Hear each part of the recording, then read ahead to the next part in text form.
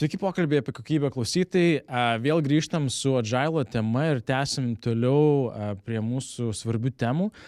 Ir manau, kad vienas iš tokių dažnai užduodamų klausimų yra apie estimavimą.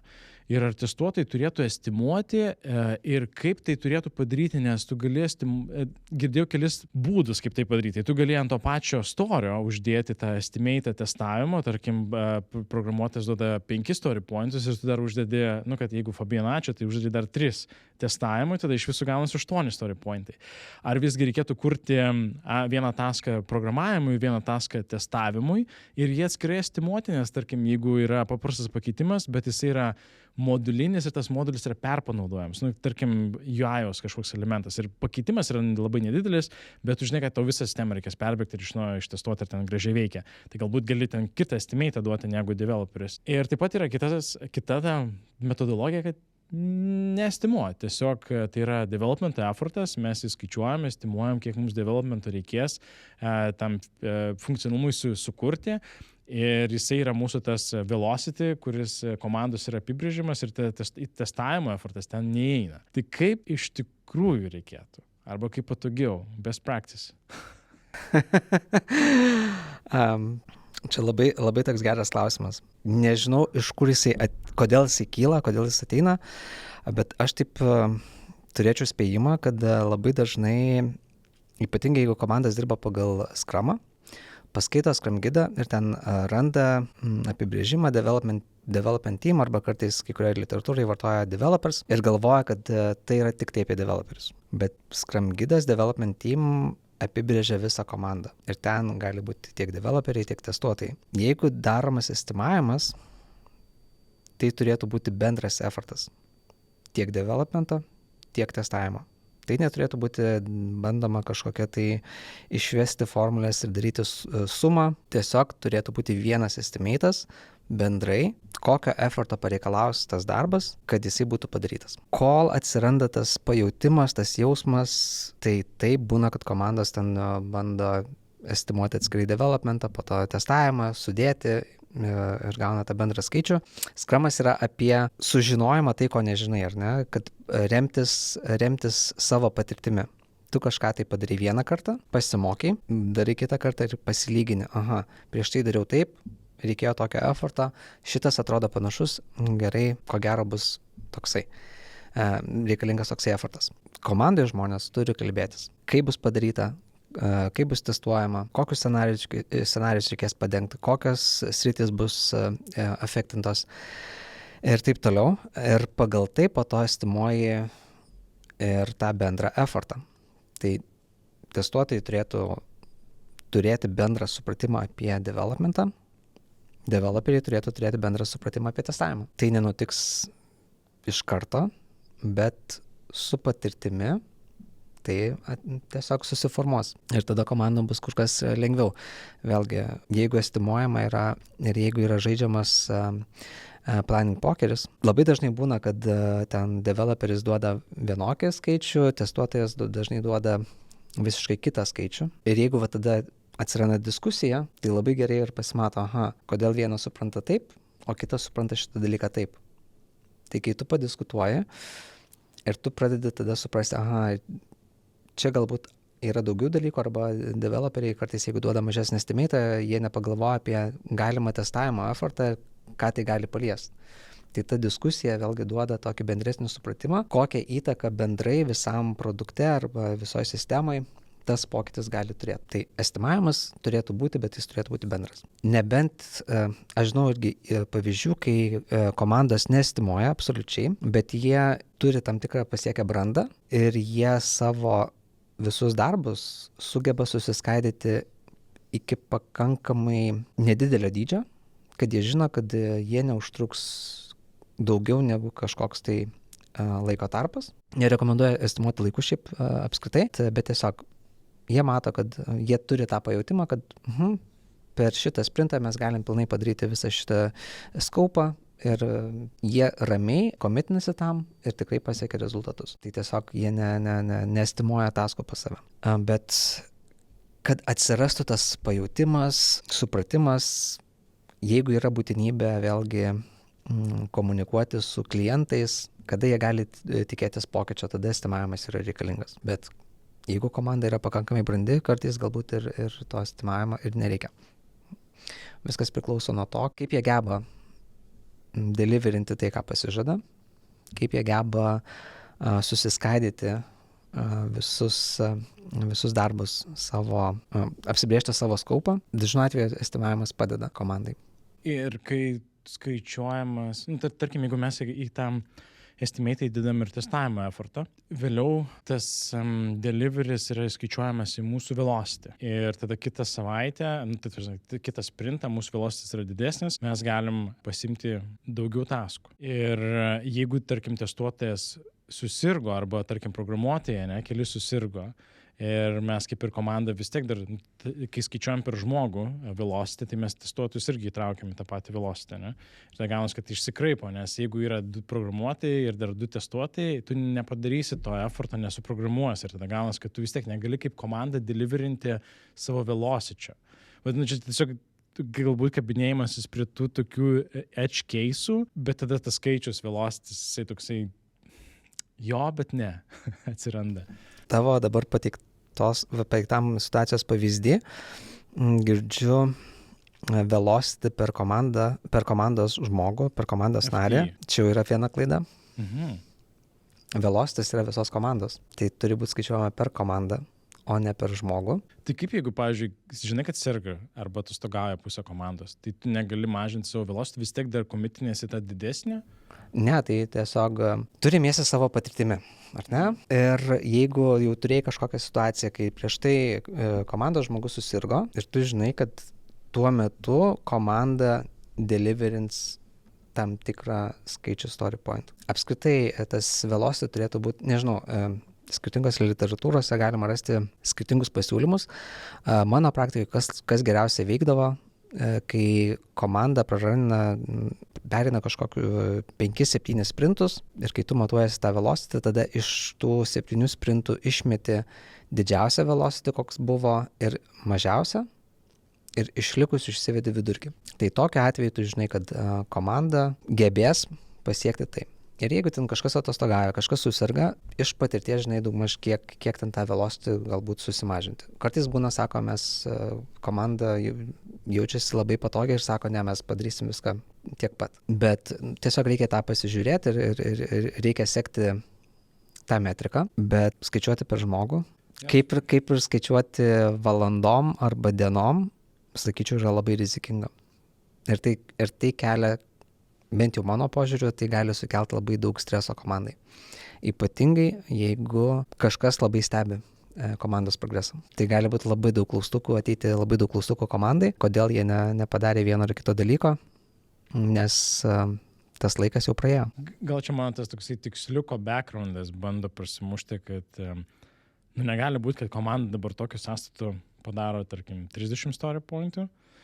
Ir dabar mes 2 žmonės atostogauja ir mes vis tiek dar turėtume kaip ir iš dalies nekreipti tai dėmesį ir tada vis tiek bandyti tą komitinį. Aišku, žinai, su patirtim atsiranda, bet tada ir lengviau pasiskaičiuoja, kad, tarkim, iš 3 programuotojų mes neturim 2, tai praktiškai 2/3. Tai mes tada kaip ir galim, žinom, kiek galim padaryti tų darbų. Ir kad ir turim 2 testuotojus papildomus, bet jie iš tų darbų naujų nepadarys. Jie galės patestuoti, galės ten test case'us gerus prašyti, galbūt automatizuoti, bet praktiškai tų daugiau efforto, tai reikia vis tiek kažkaip atsižvelgti, reikia programuotojų kiekį, nes jie padaro tos taskus. Ir čia atsiranda, tai tu galvoji ir tada įsipaini tokios kažkokios tikslumo, ten FTE, kiek ten tu etato dirbi, ten kiek švenčinių dienų yra per šitą sprintą. Nes, pavyzdžiui, jeigu kalėdos bus, tai tu jau turėsi timuoti, kad jau nebus tavo 100% efektyvumas ir ten, tarkim, 3 dienos, kaip šiais metais iškrisdavo. Ir irgi reikia tai įsivertinti. Gerai. Pirmas klausimas, ko mes siekiame estimuodami? Tai aš jaučiu, kad bent jau ko iš manęs reikalavo, tai kad kiek mes galim darbų pasikomitinti kaip komanda šį sprintą. Ir tu ateini į sprint planningą, tu pasižiūri, kiek yra, jau būna parefininti taskai, tau uždėti arba ten t-shirt size arba estimate story pointais. Ir tu žinai, vat, kokie yra taskai ir tu tada žinai savo velocity ir tada bandai pasiimti tiek, prisikomitinti tiek, kad tu galėtum pasakyti, kad jo, šitą mes pagal greitį, velocity mes turėtume pasiimti. Čia nežinau, ar čia irgi gal net neteisingas. Ne, tai viskas ok. Ta prasme, tu ėmė pagal, tikiuosi, tie taskai yra suprioritizuoti ir tu tiesiog pagal tai ėmė ir sakai, kad bent jau tuo metu tu matai, kad vat, mūsų tikslas yra padaryti tai. Aišku, gali ištikti gyvenimas ir atsirasti tam tikrų nenumatytų situacijų ir kad tu negalėsi visko padeliverinti, ar ne? Susirgo kažkas. Tu negali suplanuoti, kada kažkas tai gali susirgti, ar ne? Bet tokiu atveju vėlgi įsivertini tą situaciją ir gali būti, kad net tiesiog rinkos situacija pasikeitė. Ir vakar mes susiplanavom vieną, bet po 2 dienų ateini ir produktų numeris sako, mums taip visą šitą mes turime išmesti šiuo metu, nes pasikeitė prioritetai. Ir mums būtina dabar į fokusą dėti čionai. Ir tau reikia tiesiog persiplanuoti tą likusį sprintą. Su patirtim, būtent konkrečios komandos ar ne, turint tą pačią komandos sudėtį, tu pajauti, kad jeigu kažkas tai atostogaus, mums reikia susimažinti kažkokią tai ar ne tą dalį, kiek mes galim deliverinti, bet nežinau, aš niekada, nors ne, esu kažkada skaičiavęs per žmogų, dar irgi buvo ten kažkoks reikalavimas, bet daugiau aš to nedarau. Ir kai nustojom mes komandai skaičiuoti per žmogų, mes pajutėm, kad mes galim padaryti daugiau. Kad tie skaičiai vienaip ir kitaip estimatas yra, ar ne, kažkoks tai tuo metu pagal turimą informaciją geriausias jausmas, kiek mums reikės eforto padaryti tą darbą. Kai gaunam kažkokios patirties, mes galim pamatyti, kad arba ten apsirikom, ar galbūt, bet vėlgi, kai tu imi kažkokį tai vidurkį iš viso to dalyko, vienur bus tai, kad šitas taskas buvo šiek tiek pareikalavo daugiau eforto, šitas taskas mažiau eforto, visumoje laiko tiekmėj daugiau mažiau išsilygina tie dalykai. Nežinau, dabar negaliu pasakyti, ar tai vis dar yra taikoma ar ne, bet kažkuriuose mokymuose man teko girdėti, kad komandos tikslas yra kiekvieną kartą gerinti velocity, tai yra didinti velocity, tai yra ieškoti būdų, kaip galima viską optimizuoti, kaip dirbti sumaniau, efektyviau ir geriau. Taip, komanda turėtų siekti to dalyko, bet nemanau, kad kiekvieną kartą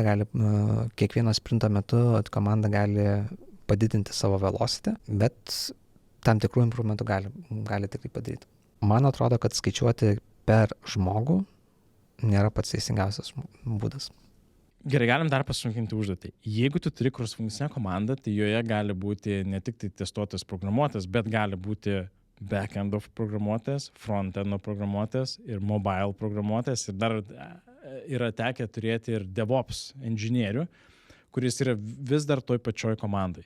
Ir tada atsiranda, kad tu tos taskus, kad ir kaip jos gražiai sudėliosi, kad ir koks yra fokusas ir prioritetas, bet tu vis tiek turėsi žvelgti komandos sąstatą, nes kitaip tu negali tikėtis, kad ateis DevOpsas ir tau padarys tą pastimuotą taską. Tai tokiais atvejais, jeigu mes turim truly cross-funkcinę komandą, kaip tada estimuoti? Čia gali būti tam tikrų iššūkių, bet aš į gyvenimą niekada nesusiduriu, kad būtų tiek labai daug skirtingų rolių.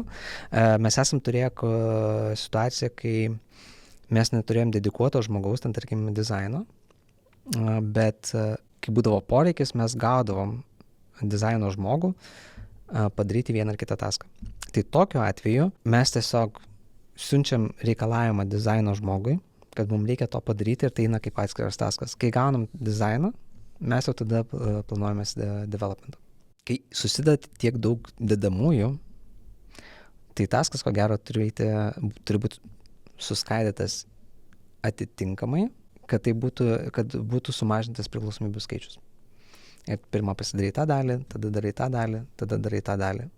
Bet vėlgi tai turi būti nepriklausoma, bet kartu ir testuotina, kad tu kažkokį tai rezultatą, ką tu gauni iš tos dalies, tu gali prasivaliduoti ir ar tikrai yra tai, ko tau reikia.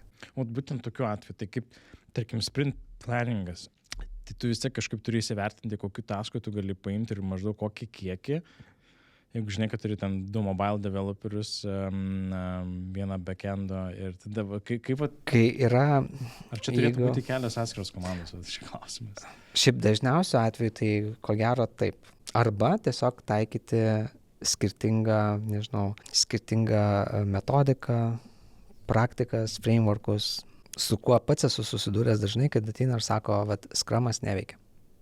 Nes pas mus taskai yra pakankamai dideli, mes negalim padaryti tam per tam tikrą sprinto dalį, dažnai būna testavimas neužsibaigia, mums reikia perkelti ir taip toliau, tai mes norim migruoti į Kanbaną. Pirmą epizodą mes kalbėjom apie manipulacijas galimas, ar ne? Jeigu mes dirbdami Scrum'e nesugebam susiskaidyti backlogo, taip kad mes atrastumėm patogumą, kaip mes galim dirbti, ar ne? Ir galvojam, kad perėję į Kanbaną, mes turėsim daugiau tos laisvės, mums nebus ten laiko apribojimo kažkokių tai timeboxų, bus mažiau meetingų visokių, ten tų ceremonijų arba eventų pagal paskutinę Scrum gidą. Tai ne visai mes gerai suprantam, kas yra Kanbanas. Nes Kanbanas turi daugiau metrikų negu Scrumas. Scrumas oficialiai turi vieną metriką. Velocity. Tai Kanbane mums reikia matuoti daugiau dalykų. Ir mums reikia matuoti greitį, kaip greitai mes deliverinam. Ir jeigu tas greitis, tas implementavimo laikas pakankamai ilgėja, tai reiškia, kad mes turim problemų komandai. Nes Kanbano visas dalykas yra tai, kad mes kaip greičiau galim deliverinti produktą arba kažkokį pakeitimą. Kad lead time'as ir cycle time'as, skirtumas tarp jų būtų kuo mažesnis. Jeigu mes gavom kažkokį requestą ir mes jį nusprendėm, kad mes jį gyvendinsim, tai jisai turi kaip įmanom greičiau atsidurti done stulpelėje. Tai jeigu mes ir ten mums reikia ieškoti sprendimų, kaip galime efektyvinti darbą. Yra 6 Kanbano praktikos, kurios turi būti visos implementuotos. Viena iš praktikų yra work in progress limitas, ar ne? Ir irgi dažnai būna, kad developeriai vis ten developina, o testuotojų stulpelis toks užsipildęs pilnas ir jisai niekaip nejuda. Tai šitoje vietoje, jeigu mes dirbam pagal Kanbaną, mums reikia užsidėti limitus. Vėlgi, tos limitus dažniausiai skirtingose šaltiniuose galima atrasti skirtingus pasiūlymus, bet aš manau, komanda per save padirbusi tam tikrą laiką kartu jau gali atrasti, koks limitas būtų optimalus komandai. Ir jeigu tu uždėjai limitą testavimo stulpelį, tai reiškia, kad developeris, jeigu ten užsipildė, jis nebegali perkelti tasko, jis turi eiti padėti arba ieškoti sprendimų, kaip atblokuoti tą stulpelį. Tai vėlgi yra komandos principai, komandos požiūris, darbas kartu, kaip vieni kitiem padėti. Tai work in progress limit, nes aš dabar dirbu mūsų komanda dirbo Kanbanu, tai aš dabar galvoju, ko mes dar neįsigyvendėm. Tai work in progress limit, tai koks būtų antrasis? Toliau yra tai, kad visas flow turi būti vizualizuotas, tai dažniausiai tam yra naudojama Kanban lenta, ar ne? Toliau turi būti aiškios praktikos procedūros. Aš skaičiuoju. Dabar net nežinau, ar viską taip atsiminsiu, nes aš pats Kanbano niekada netaikiau savo praktikoje, bet kadangi tenka vesti mokymus, tai reikėjo labai daug gilintis į visą tai. Taip, limitai, praktikos, vizualizacija, kad fokusas pagrindė eina į flow valdymą, bet ne į žmonių valdymą ir ta prasme, jeigu dabar nesumaišiu šito dalyko su principais. Žodžiu, yra Kanbano universitetas ir yra apibrėžta, yra toks labai su gražiom iliustracijom išleistas Kanban gidas, ten, nežinau, apie 20-30 puslapio, kur galima susirasti visą informaciją. Reikės paskaityti, nes mes mes dirbam Kanbanu, mūsų komanda jau virš metų. Tai nėra procesas, kurį aš įvedžiau. Kai aš atėjau, jau tas procesas buvo, aš jį paveldėjau ir vėliau komanda splitinosi per pusę.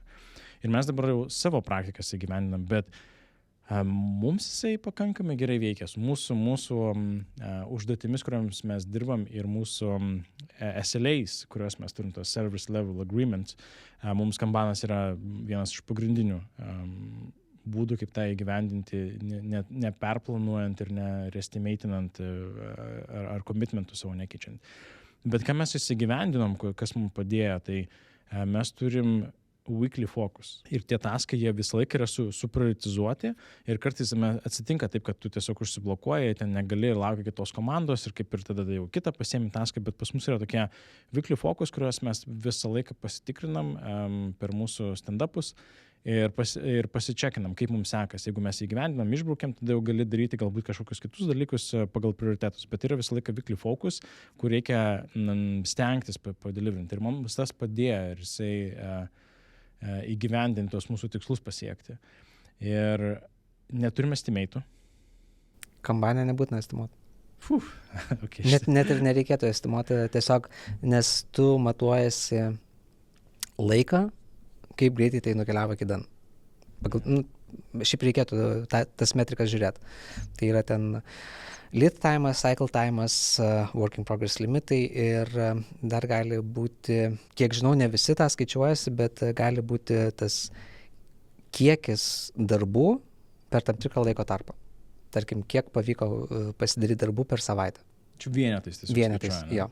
Bet tokių kaip estimatų Kanbane nėra būtinybės. Tiesiog jeigu yra sekamas reportas, kur yra lyginamas lead time'as ir cycle time'as, tai ten iškart pasimato, ta prasme, ar yra kažkokių tai blogybių ar ne. Kas yra Kanbanas, tai tiesiog grafinis ar ne signalas, vizualizavimas, kad mes turim kažkokią problemą. Tai jeigu mes turim tos work in progress limitus ir jeigu į tą stulpelį atėjo daugiau darbų, jisai turėtų užsidegti raudonai. Ir jeigu susidegė raudonai, tai mums reikia iš karto žiūrėti, kas įvyko ir kaip tą problemą spręsti. Galbūt testuotojai ir nespėjo su testavimu, atėjo labai daug darbų iš developmento pusės ir testuotojai viskas susiblokavo. Ten yra tiesiog bottleneckas. Tada jau reikia ieškoti, kaip mes tą priežastį galim pašalinti. Ar mums reikia papildomai testuotojo, ar mums reikia automatizuoti kažką tai, kad palengvinti testuotojų darbą, ar ne? Ar tiesiog tai galbūt yra vienetinė situacija ir galbūt kažkas iš developmento komandos gali paimti padėti, atblokuoti jos. Jeigu tai yra nuolatinė situacija ir ten pastoviai tas stulpelis susidega raudonai, tai jau reikia ieškoti sprendimų, kaip tą išspręsti. Work in progress limitų mes dėja neturim, bet mes turim priežasčių, kodėl mes jų neturim. Ir manau, kad reikėtų pabandyti įsivesti, bet reikėtų tada papildomų stulpelių. Tarkim, jeigu tu esi blocked by another team, tai tau reikėtų dar to stulpelio kažkokio, kad ne in progress, ne to do, bet toksai, blocked. Tai Kanbane reikia vizualizuoti visą flow. Kiekvieną žingsnį, kas yra procese, ar ne. Tai ir gali būti, ta prasme, papildomas stulpelis. Netgi kai kur yra rekomenduojama turėti eilės stulpelį. Kiekvienam šitam žingsniui būtų eilės stulpelis, kur ateina į tą stulpelį, atsistoja į eilę ir laukia, kol kažkas atsilaisvins, kas dirba būtent su tuo žingsniu, ar ne, ten tarkim developmentas, kad jie pasimtų ir developintų. Bet work in progress limitas turi būti bendras tiek eiliai, tiek developmento darbams. Ir jeigu ten kažkur kažkas susiblokavo, viskas, aš vadinasi, negaliu perduoti savo darbą kitam procese. Nes šiaip tas Kanbanas ateina iš Lyno, iš Toyotos realiai. Kaip efektyviai įgyveninti ten visą tą mašinos surinkimo procesą. Ir ten viskas turi eiti tiksliai. Ir jeigu kažkur kažkas užsiblokavo, yra bottleneckas ar ne, negali judėti pirmin, tai ieškai sprendimo, kaip greitai spręsti jį. Nestoja visa linija, taip. Bet Kanbanas turi tą tokią papildomą eilutę, fast trackas aš kartais kaip pavadinu, jeigu yra kažkoks tai blokeris, visiškai, ta prasme, be šito dalyko tu negali gyventi, tai jam neegzistuoja jokie limitai ir jisai turi labai greitai pravažiuoti iki dan.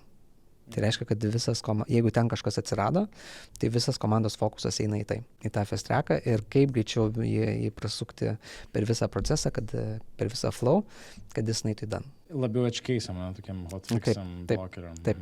Manau, kad pakankamai gerai padengiam abi dvi tas dalis ir Scrum'o ir Kanbano. Ar yra dar kokia nors dažnai naudojama arba svarstytina toks metodologija? Man atrodo, prikuriama kažko tai yra labai nemažai. Netgi aš nesu pilnai susipažinęs, yra ir Modern Agile dabar atsiradęs.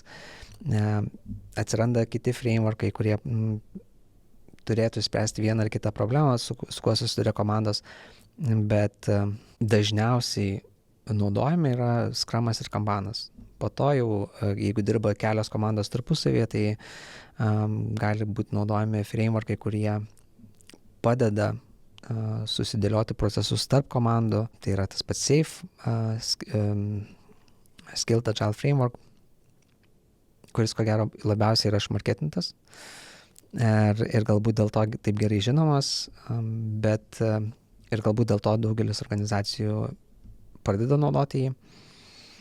LESS frameworkas, bet komandų lygmenį, tai komandos gali dažniausiai pasirinkti tai, kas jom labiausiai veikia, kas jom labiausiai padeda, ar ten būtų Scrumas ar Kanbanas, nežinau, XP, ir taikyti tai komandos lygmenį. Kai tai liečia tarp komandinį bendravimą, tada reikia žiūrėti, kaip visi tie procesai susiintegruoja, susijungia ir kaip jie gali veikti visi kartu. Bet kas liečia komandas, tai ko gero daugelis tikrai išsiverčia ir gali puikiai dirbti pagal Scrumą arba Kanbaną.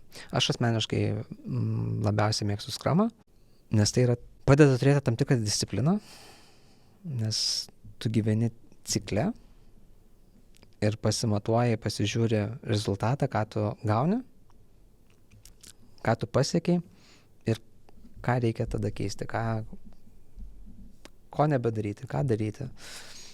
Tai man Scrumas asmeniškai labiausiai patinka. O iš testuotojų perspektyvos yra skirtumų? Ar Scrumas ar Kanbanas?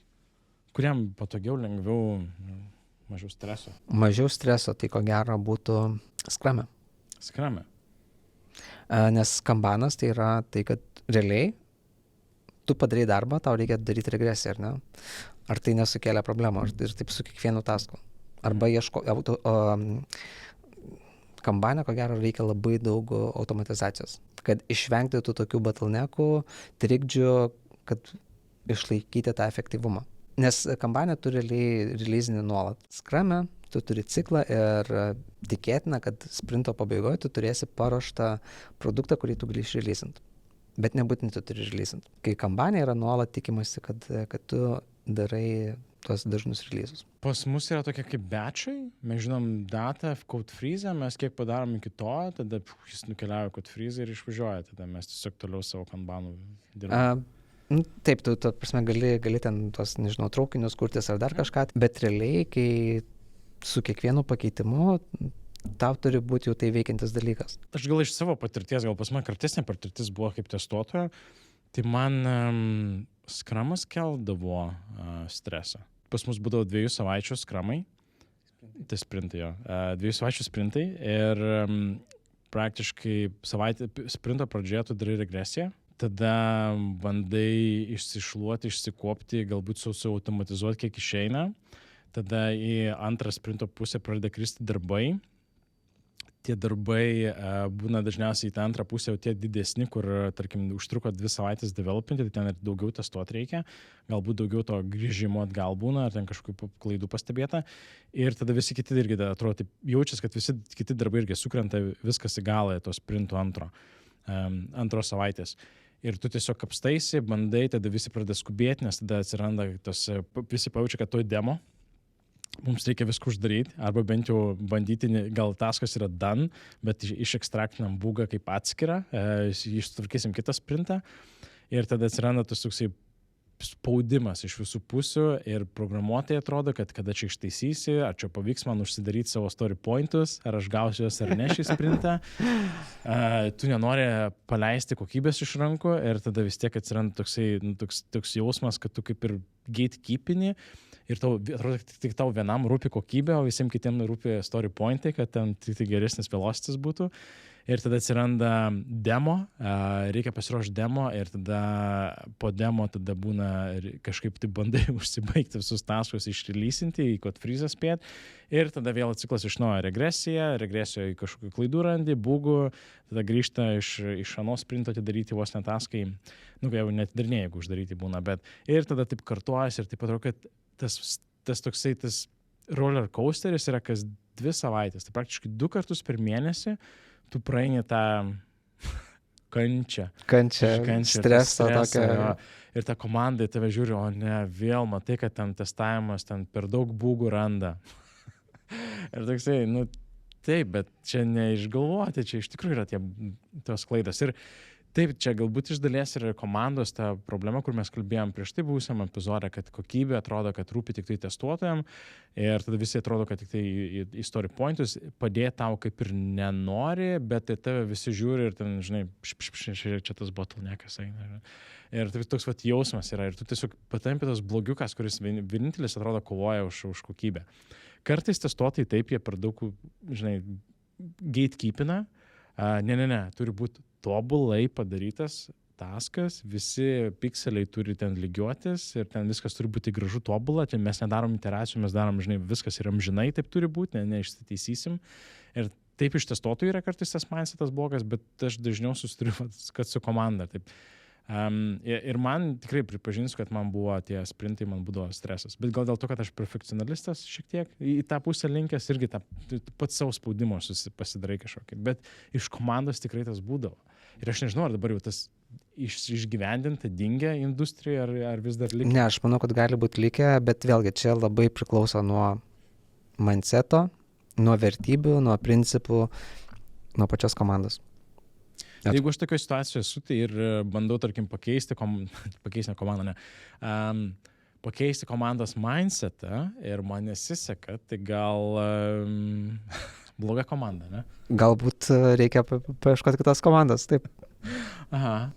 Bet paminėjai, kad developeriai nori užsidaryti savo story pointus, tai vėlgi čia yra problema, kad yra skaičiuojama per developerį, ko gero, ir kad jisai ten žiūri, kad ar čia man įkris ar neįkris. Čia žinok, ne, aš į PO daržą įmėšiu akmenuką, nes jam yra svarbu committed versus delivered, ne, yra tam tokia metrika, aš nežinau, jinai yra labai populiari, svarbi, bet kiek tu committinės ir kiek iš tikrųjų iš to commitmento tu padeliverini. Ir tada jisai pradeda spausti programuotis, kodėl tavo taskas, nes jisai atsidaro, žiūri, kieno yra dar in progress ir tada pradeda spausti programuotojai pradeda spausti testuoti. Ir tai, žinai, toksai, žinai, kaskadina. Bet tai čia yra jų komandos principai ir vertybės sutarimai, ar ne, kad mes visi turim siekti to tikslo. Ne tai, kad palieku, dabar tu čia kapstykis, mes viską tau atidavėm 2 dienas prieš sprinto pabaigą, o tu dabar daryk savo darbą ir padaryk. Bet tai turi būti bendras siekis ir per visą tą sprinto laiką, ta prasme, tu nuolat esi įtrauktas į visą tą procesą kaip testuotojas, įtrauktas iš anksto ir tu žinai, kur ko tikėtis.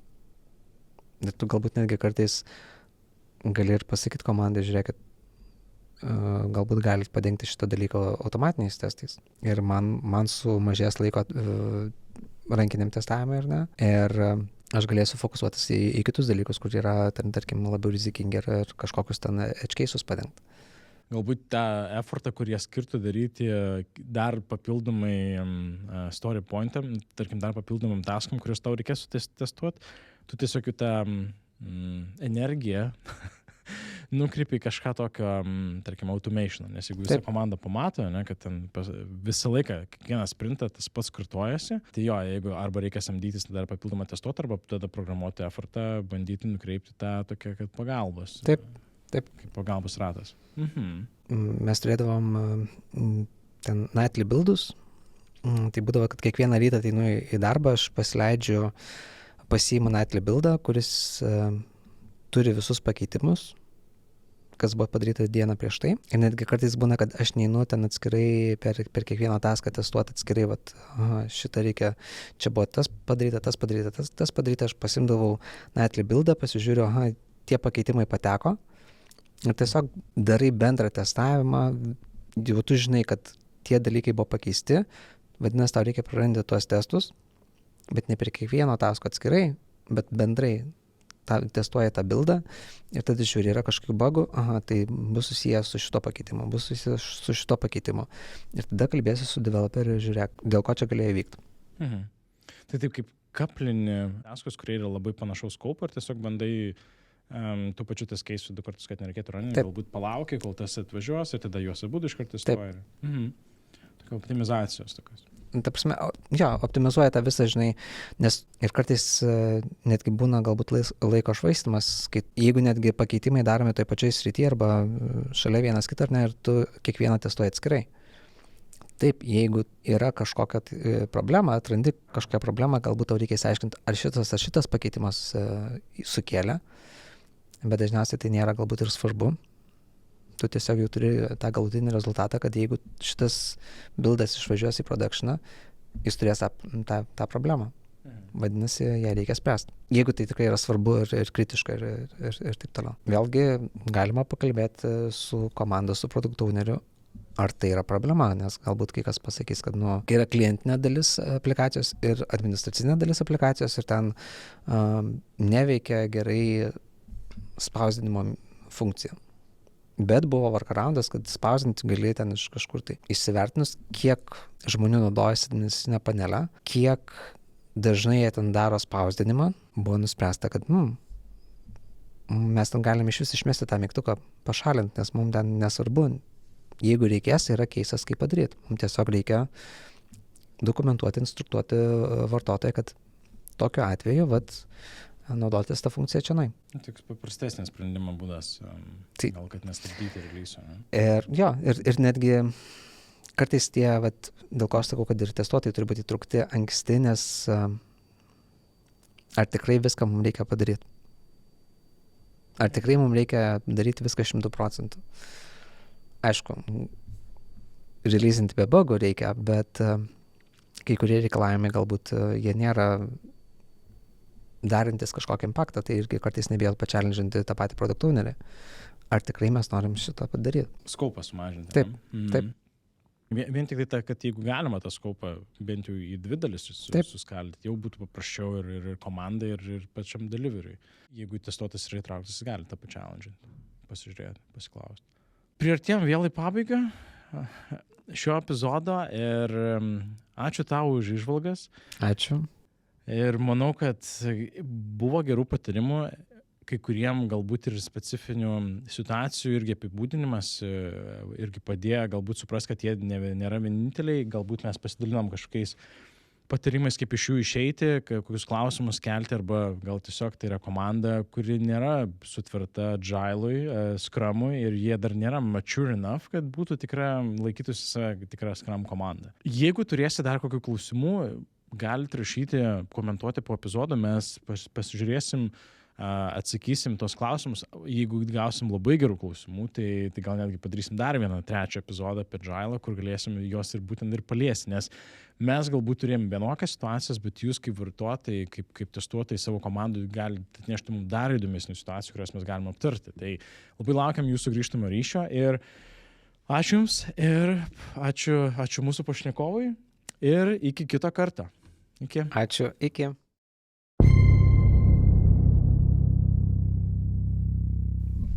Tai vėl pasveikinimą, aš galvoju, nepristatinėsiu iš naujo, tiesiog tęsiam, mane judam. Tai tu gali, man atrodo, galėsi iškipti copy-paste padaryti. Nepastebės. Niekas. Gerai.